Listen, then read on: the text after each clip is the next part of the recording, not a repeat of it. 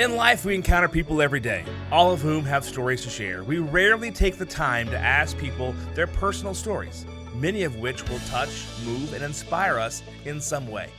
Matt has a passion for making authentic connections and learning about people from all walks of life. He has lived a life of giving back to the community and making a difference in people's lives. Are you ready to meet fascinating people and hear some inspiring stories? The Matt Hilton Show will introduce you to a world of possibilities you never knew existed. Sit back, be present, and enjoy. Here's your host, Matt Hilton. Hey everyone, thanks for tuning in to the Matt Hilton Show. Today's guest is a great friend of mine. We sing together at the praise team at church. She lost her father at the age of 12, and she is in the adoption agency world. You don't want to miss this episode. Stay tuned for a word from our sponsor. Inspired, experienced, customer-focused. Find a mortgage that fits your needs with Maria Leach at First United Bank Mortgage, specializing in construction and closing all types of loans, including jumbo, portfolio, conventional, FHA, and VA. A tenured team, outstanding service, competitive programs. Finance your dreams with Maria Leach at First United Bank Mortgage. mleach.firstunitedteam.com, 214-316-7915. mleach at firstunitedbank.com. Member FDIC, Equal Housing Lender. Today's guest is a wonderful friend of mine, and she works in the adoption agency realm of the world. And hang on, because today's show is going to be in depth, and you're going to learn a lot about Kaylee. And Kaylee, thank you so much for being here with me today. Well, thanks for having me, Matt. I'm excited. I'm excited to just spend some time with you. I always enjoy spending time with you. Same. And I'm glad you accepted the invitation to come on as a guest today. So Me too.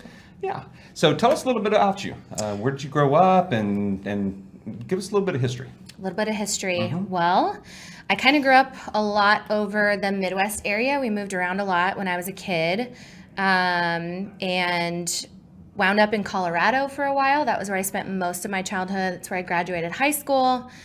Ended up going to college at a little tiny college in Nebraska, York. Some of you might know it. Most of you probably don't. And then landed myself in Texas through some interesting things, and was working at a children's home for a lot of years, and went back to school to get my master's in social work, which I'm incredibly proud of. And now I work for a Christian nonprofit, doing counseling there, adoption-informed counseling, and also I'm the director of their small infant adoption agency. Fantastic. Yeah. Wow. So let's go back. So you said you grew up in Colorado. What part of Colorado? Over on the western slope, Grand Junction area. Okay. They call it kind of like the Grand Valley. So we're surrounded by mountains and the Grand Mesa, and it's beautiful. But where I live is actually a little bit of a desert kind of area, but we got really the best of both worlds. So sometimes Texas is not quite as fun to live in. So how long were you there? We moved there when I was in sixth grade, and then I left after graduating high school. So from sixth grade through 12th grade. Did you pick up skiing or anything that Weirdly enough, we didn't go skiing as a family. My mom didn't like skiing as a kid, and I have 3 brothers. So taking 4 kids skiing would have been a lot of money. And so we never went skiing. I never went skiing until I went back with some people from Texas and went skiing for the first time with people from Texas. So that was an interesting experience. But we grew up snowmobiling. So I have a lot of winter memories snowmobiling as a family. When was the last time you did that? Oh, man. A long time. Yeah, It's been a really long time. After all of us graduated and my parents were empty nesters, they kind of decided to sell the snowmobiles and just... I think they decided to go camping and do that kind of thing a lot more, empty nester things. Yeah. Yeah. So York College in Nebraska. Yeah. I have never met anybody else that went to college in Nebraska. Well, I'm so happy you know someone from there. So why York College in Nebraska? Truly, the simplest answer is the Lord. Okay. I was determined not to go there. My grandparents had gone there on my dad's side. I had some cousins there. And it was kind of this foregone conclusion that I would go to York. And because of that, I was determined not to go to York. And I was looking at Arizona State and some other places for psychology. And then I just, on a whim, went to go visit my cousin while she was attending there. And the choir really got me. And I love to sing. And they were performing a piece that my high school choir was trying really hard to perform. And I just experienced something through that music and that moment, and just knew that's where I needed to be.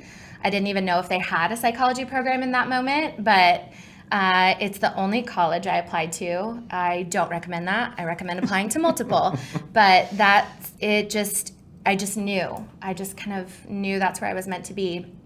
And I think that process is what led to, like I said, meeting certain people and getting down to Texas, and my experience at a children's home, and just things that I would not be the same person had I not done all those things. Right. Yeah.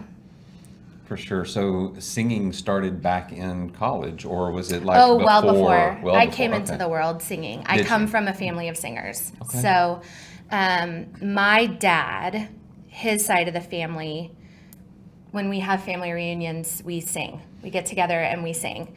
And I think that was kind of one of the things I missed a lot after my dad passed away, was just singing. And so doing choir in high school and all of those kinds of things were just kind of a way I stayed connected. And they're a way that my family still continues to connect with each other. We get together and we sing. So it's just always been part of my life, and something that's really special to me. Yeah. So what does singing do for you? Well, it depends on the moment, I guess. It's a stress reliever for me. I like to do car karaoke. I'm going to just tell on myself right now.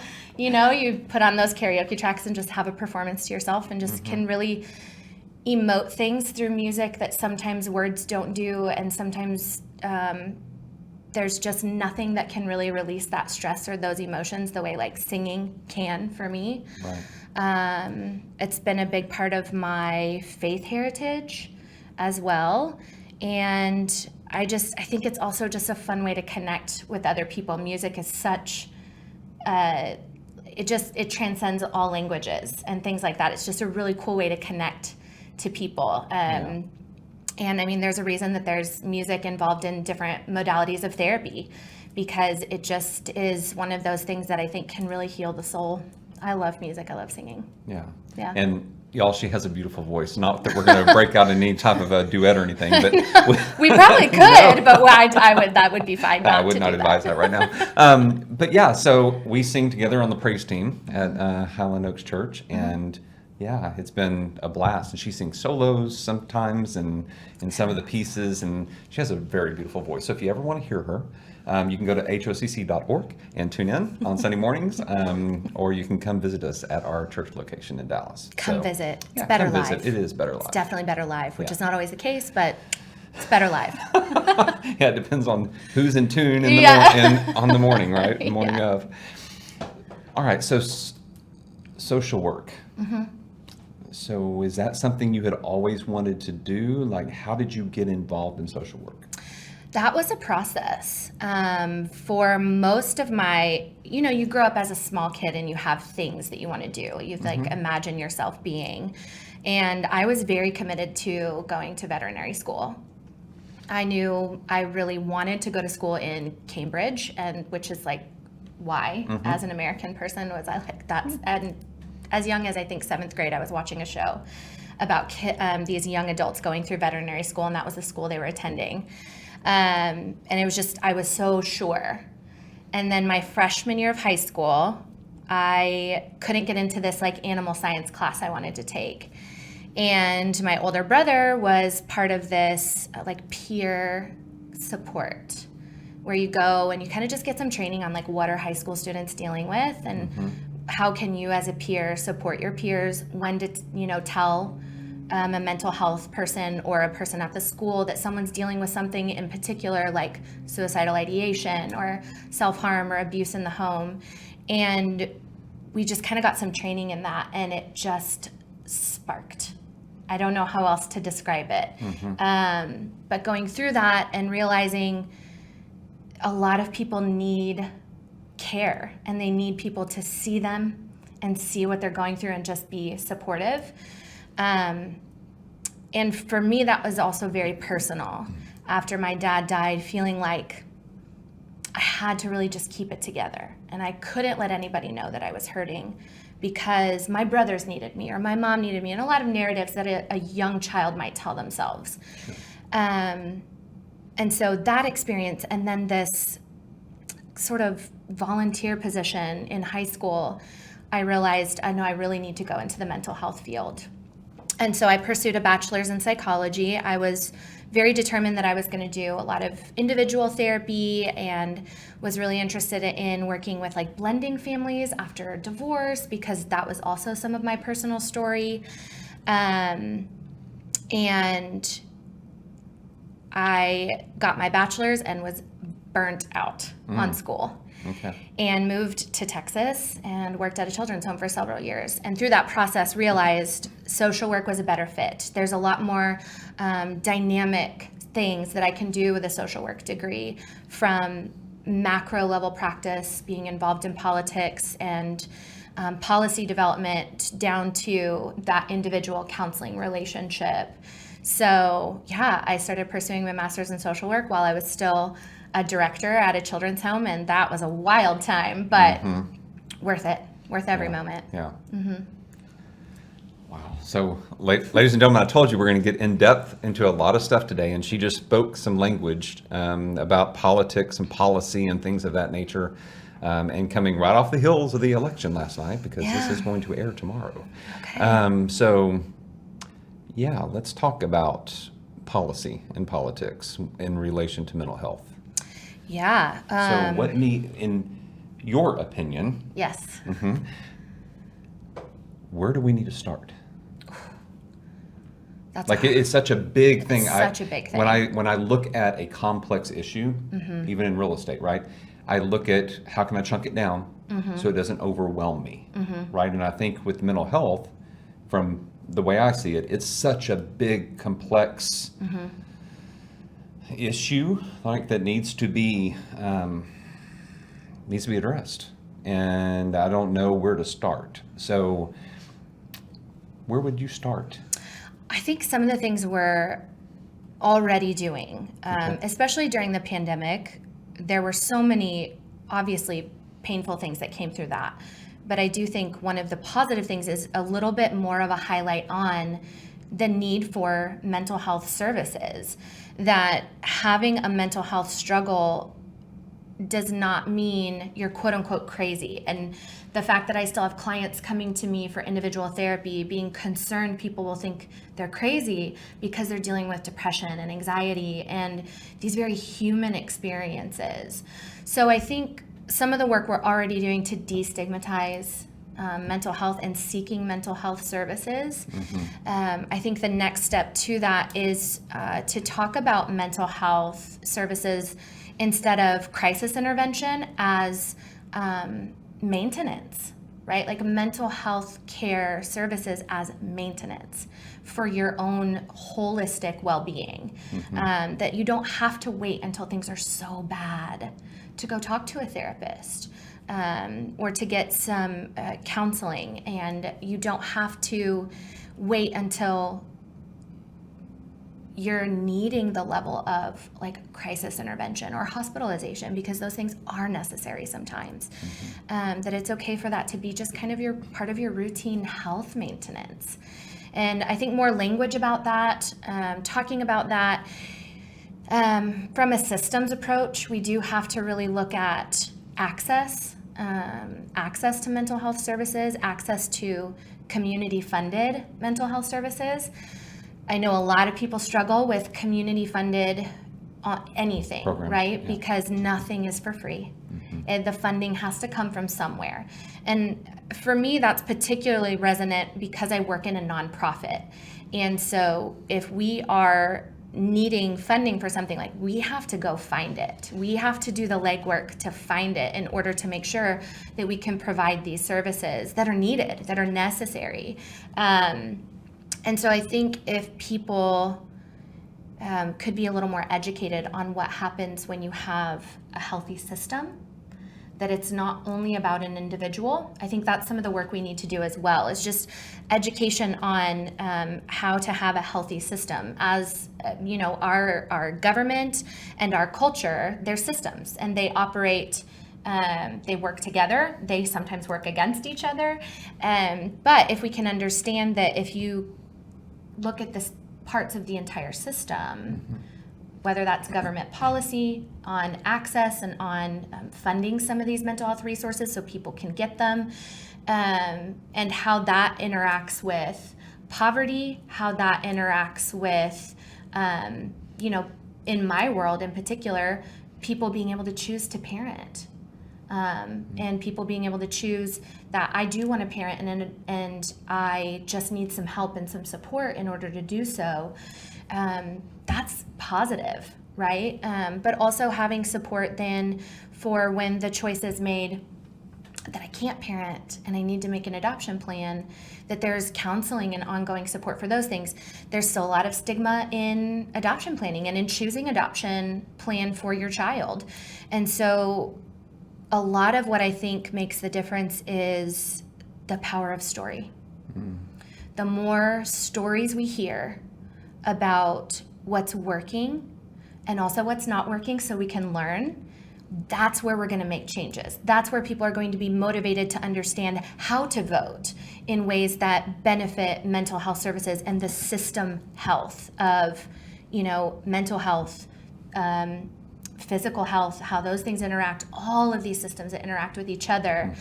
I really believe it's the power of story. Things like this, stories getting told of when people got what they needed through mental health services, even especially if they were funded through a nonprofit situation or through the government sector. It's important to understand why supporting those things matters, why supporting our public schools matter and the systems within our public schools. It's, I think, the power of story. Yeah. Yeah. Okay. So when you say power of story, is there anything that you can share of something that has worked well and then maybe something that hasn't? I think adoption is actually a really good example. This month is National Adoption Awareness Month, and we are doing a lot to ask the hard questions. And, there was a long time where adoption was not a healthy situation. Children were placed in homes with people who hadn't been well educated on trauma and attachment, things we genuinely didn't even know at the time. We know better now, but at the time there were things we truly didn't know, and harm was being done. But also sometimes the safety of children being in a home that was not their biological family was also just as important. And so I think just looking at adoption and seeing how that has changed over the years is kind of a good example of looking at the power of story. The more we heard people in the triad, especially adoptees, like adult adoptees who have had to work through this process, whether they were adopted internationally, adopted as infants, or adopted through foster care at any kind of age and stage, listening to those people who have had to work through things. What services did you need that you did not get? What services did you get that were really beneficial? And how can we continue to replicate and grow those things? And so I think it's one of the benefits of social media, which I know can also be a scary place at times, but there is this platform to hear stories. And particularly in the adoption world, in the adoption community, we're trying to elevate the voices of adoptees, of birth families, which is a family who has chosen an adoption plan for their child. And then adoptive parents, obviously, and what we call that the adoption triad or the adoption constellation. And hearing those stories, it has made all the difference in making policy changes, having minimum standards that child placing agencies are required to meet by the state of Texas, or by any state really, and then just high ethics in the process of ensuring that expectant families receive good care, the children receive good care and the adoptive parents receive really good education and ongoing support to be good adoptive parents, healthy adoptive parents. Right. That wouldn't have come about, the changes wouldn't have come about if people didn't talk about their stories. Okay. So, question about, there's so many questions going through my head right now. I'm sure you have been involved in conversations about the Supreme Court's decision to overturn Roe v. Wade. How do you anticipate that affecting adoption? And especially in this state, where our Attorney General has pretty much banned abortion, right? Yeah. So what does that look like? So here's the thing we know that I think is really important. Adoption is not the antithesis of abortion. A woman who is in the space where she would make a consideration of that kind of plan, she's not thinking about, do I want to parent or do I want to make an adoption plan? She's in crisis, thinking, I can't be pregnant. What's this going to do? Fears, concerns, so many things. And it's very complicated. And so we know that women who are considering abortion, it's not abortion or adoption. It just doesn't work that way. And so the short answer is it doesn't necessarily change things. It for sure doesn't change the way my agency operates. If a woman comes to us wanting to consider her options as far as adoption, we are only offering birth options, adoption or parenting, but we're going to see her wherever she is and accept her wherever she is. And I think that's really important to still remember that no matter what happens with the courts and with the laws, that these are human beings' lives. And we still need to respect and care for a woman who would consider that decision. It doesn't make her any less human. It doesn't make her any less an image bearer of God, even if you deeply disagree with a woman being able to choose to terminate a pregnancy. And so as an adoption professional, that's one of the things that I hear a lot of adult adoptees say as well, is please stop using our stories as your political argument on either side, right? On either side. Because what we see a lot is just kind of dehumanizing the people that are in an adoption constellation sometimes in these arguments and the way people present information. And that's harmful. Yeah. That's really harmful. So yeah, the simple answer is it's just adoption and abortion are not the antithesis of each other. One does not necessarily equate the opposite. So. And I appreciate you making that distinction for me, because, I'm going off of what I've heard rhetoric, of politicians speaking and those who are diehard against abortion, pro-life. Yeah. And so, you hear, well, people just need to step up and adopt more. And you make a very good point that is not, it's not the antithesis of abortion. So thank you for educating me and the audience. Yeah, on that, I think sure. it's really important. And to not diminish adoption down to, especially when we hear language like give the baby up, we don't even use that kind of language because that's not what's happening. Especially if she is making a decision either prior to or when, close to the baby being born or any of those kinds of situations, she's making a parenting plan. She's making a parenting plan for this baby.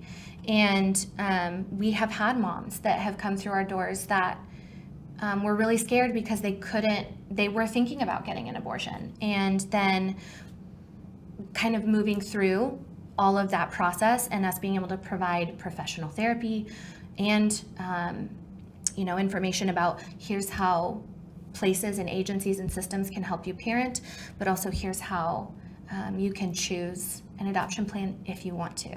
Yeah.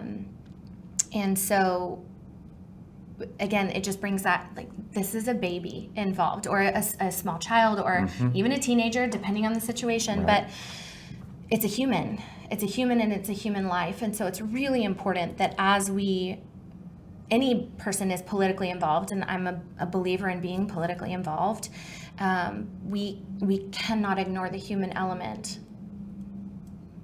Yeah.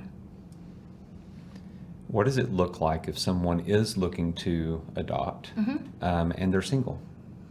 Yeah, that's a really good question. And maybe if they're not heterosexual, like how does all that play into the adoption process in this state? I'm assuming each state has their own laws surrounding adoption. So as far as laws go, to my knowledge, there's no laws stating that like a single person can't adopt, or a same-sex couple could not adopt. I don't know of any laws prohibiting those things.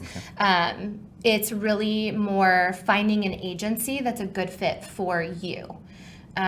So my agency is very small, so we're only working with married couples in the DFW area. And that's just because, again, we're small, we're a nonprofit, so we're not expanding our reach beyond what we can provide good quality care for the expectant family, the adoptee, and the adoptive family. So let's say it's a same-sex couple, and they're feeling ready, and they know that adoption is the avenue that they want to take. Then my advice would be research agencies licensed by the state you live in. I know that there are other ways, but I'm a big believer in working with an agency. There's more accountability. There's more safety measures involved to protect everybody in the process as decisions are being made. And so, do some research. Look for agencies that support you and what you're going through, and the style of couple that you are, or the style of individual that you are.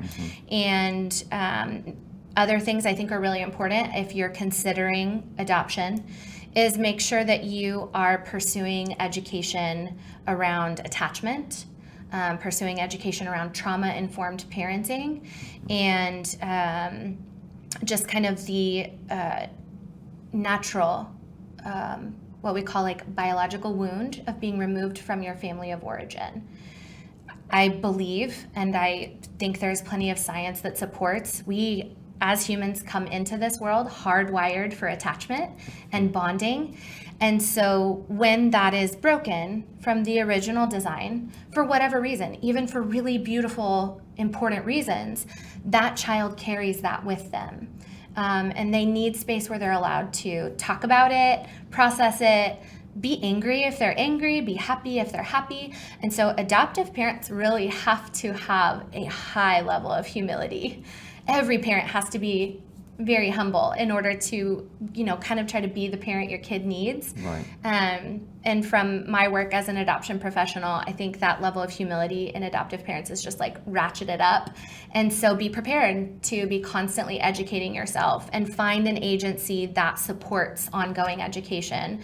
Find agencies that offer post-adoption support, groups, counseling, etc. Because at some point, the adoptee is going to need a space that's theirs to either talk with other adoptees or to just really process their story. And I would also really advise anyone who's interested in adoption to make sure you have a good community around you that is also very supportive of adoption and is willing to become adoption informed. Just really pursuing, like I said, that education, and being willing to recognize adoption isn't for everyone. But you won't know until you do the research and kind of do some educating. Yeah. And you went right into my next question of what should anyone do that is considering adopting, to prepare themselves for that, instead of just waking up one morning and going, I think I want to adopt a child today. Yeah. So, really asking yourself, what is your motivation, right? So, we in the church, there's been historically a commentary of, you kind of threw it out there earlier, like, if everyone would adopt. That's not true. There's a lot of people who just are not equipped, and that's not what they're called into, and it's not, they're just not, for lack of a better way of saying it, they're just not, and that's okay. Yeah. There are ways to support adoption and foster care, even if you're not the person that those children are coming home to. But ask yourself, what's your motivation? One thing we tell all of our families who are inquiring is, we are in the business of finding families for babies. We are not in the business of finding babies for families. Mm-hmm. It's not what we do. And I think that's a really important caveat right there of, it seems like a small nuanced difference, but it's huge. Mm-hmm. And so that is something I think, if you're interested in adoption, just ask yourself, why?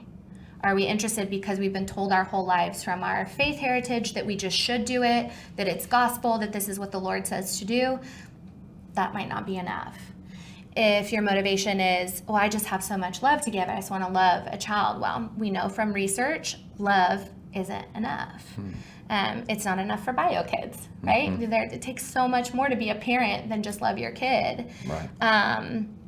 And so once you've kind of established what's my motivation, the research that I strongly recommend is trauma-informed and attachment-based. So one of the ones I'm most familiar with, and I'm a practitioner, is trust-based relational intervention, TBRI, started out of the Karen Purvis Institute of Child Development there at TCU. So all you Texans, like, it's so native, like you should just lean into it. It's beautiful. It's really incredible.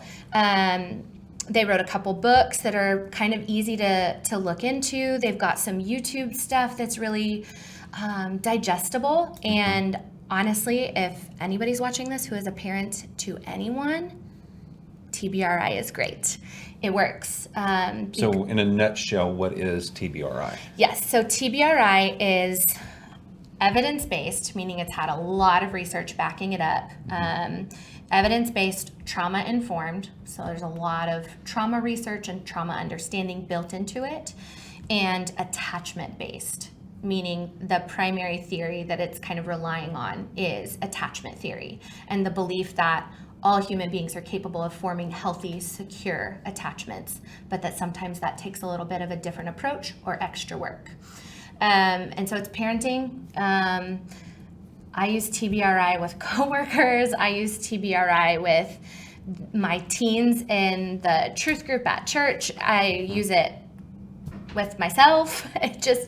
It's an understanding of the human experience, and that we all go through hard things. We all have adverse experiences that impact the way we do relationships.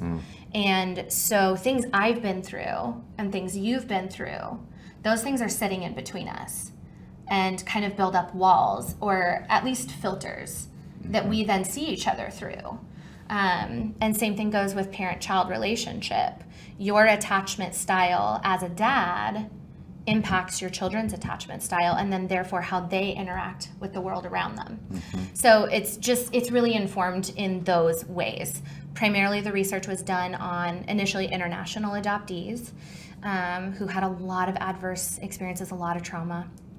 And what they've learned is incredibly beautiful, that you can truly rewire the brain through intentional trauma-informed, attachment-based parenting techniques.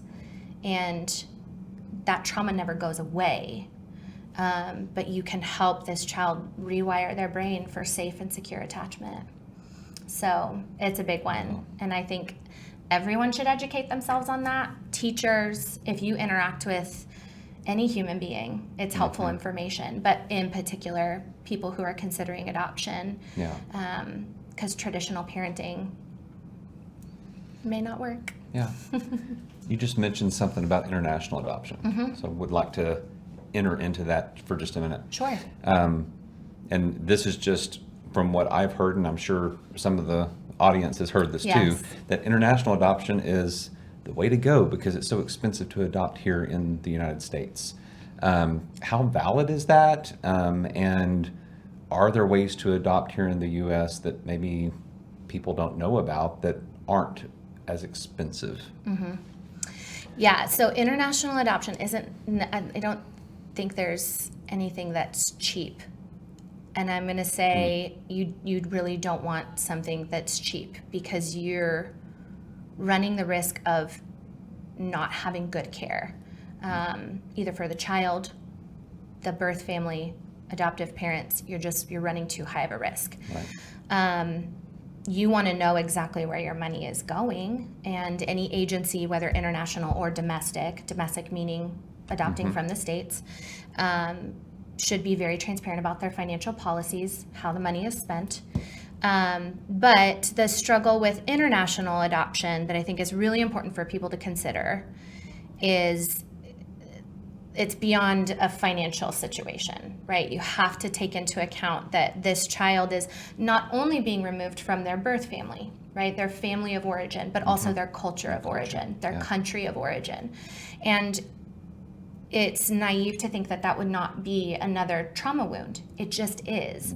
Doesn't mean it's insurmountable. Sometimes people hear the word trauma and they think this intense, irrevocable mental and emotional damage to a person. And that's just not true. That's not an accurate reflection of what trauma is. But I mean, just put yourself in those shoes. You're a small child. This is all you've known, even if it wasn't great. Even if it wasn't safe sometimes, or you went hungry sometimes, or, you just didn't get as much nurture as you needed because the orphan workers are so busy, or whatever it might be, especially in international adoption. But it's what you know. It's your birth country. So the foods you're used to, the sounds you're used to, the smells you're used to, the language you're used to.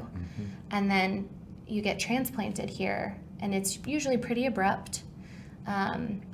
There's a lot of really great organizations that are trying really hard to provide good education, and being Hague accredited is one thing I would suggest if someone's interested in considering international adoption. Make sure your agency is Hague accredited, because they've done a lot of work to protect and make sure that children are genuinely and truly eligible for adoption, and that there's not that they didn't come into the orphanage for temporary care or something of that nature and then being adopted out away from their family. We've heard, again, the power of story. We've heard a lot of stories of adult adoptees who are internationally adopted who have since found out that maybe their family didn't even know, that their family did not choose, that the one child nation, there's lots of documentaries on that, and the systematic effects that had. Right. It's, again, and this international adoption can be incredible, and it can be very well done when you're educated. It's just really crucial to be educated and to think about it. And then as far as domestic adoption, kind of the primary ways that you can pursue domestic adoption is foster to adopt, being willing to become a foster parent. But there's a whole caveat I have and a little soapbox I have about that too. We'll get into that in a minute. And then domestic placements, like infant placements, kind of the way our agency does them, is the expectant family is involved with the agency, and they are voluntarily relinquishing their rights and choosing the family that they want their child to be raised by. Domestic infant adoption is kind of the one that, when people think of the quote-unquote cost, that's the one that people tend to think of the most. There is a lot of cost involved, but part of that is not because people are, and I'm going to choke on saying this, just I hate even saying it out loud, but like buying babies. Another reason to go with an agency to make sure that this child's rights are protected. But those costs actually cover and can cover some care for the expectant family while they're adoption planning. Even knowing that they might change their mind, and they are entitled to do so until they sign voluntary relinquishment paperwork. And each state has different laws on when that can be done. In the state of Texas, in most circumstances, it's post 48 hours, the 48 hours after the birth of the baby.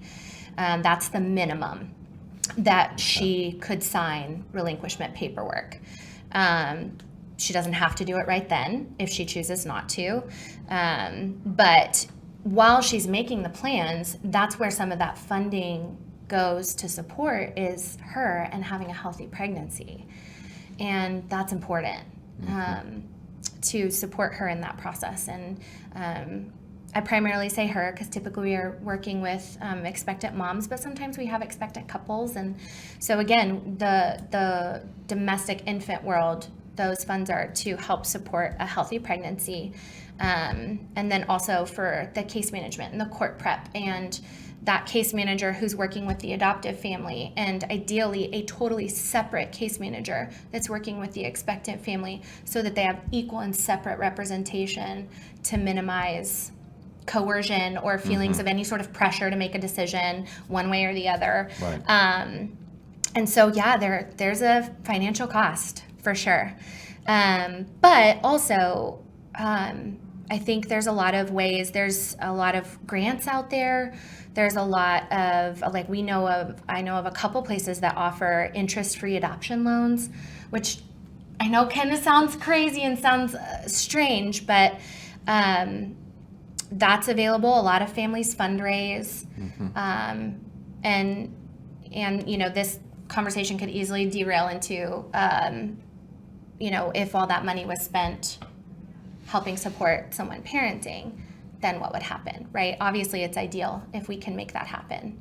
Yeah. But sometimes it just can't. Yeah. And if it can't, what's next best to ideal? Something with high accountability, high ethics, and a lot of support offered to everyone involved. So yeah, the cost is definitely something that as people are researching agencies, they need to ask about. They need to ask what it looks like, where it goes, and how it's spent. Yep. Okay. That wraps up today's episode with Kaylee Danielson. Stay tuned next week as we hear part 2 of her story.